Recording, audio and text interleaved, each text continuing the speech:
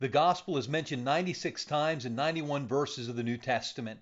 In some of those verses, the gospel is described as the gospel of the glory of Christ, the gospel of God's grace, the glorious gospel of the blessed God, the gospel of your salvation, the gospel of peace, the gospel which holds out hope, and the eternal gospel.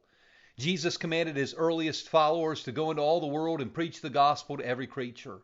Paul said, I'm not ashamed of the gospel, because it's the power of God for the salvation of everyone who believes, first for the Jew, then for the Gentile. In 1 Corinthians 15, 1 through 4, Paul described the gospel. And he told the believers in the city of Corinth, by this gospel you're saved. He pointed out three main features of the message: that Christ died for our sins, that he was buried, and that he was raised on the third day, all according to the Scriptures.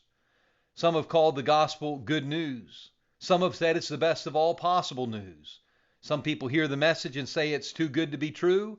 Others hear it and say it's so good it's got to be true.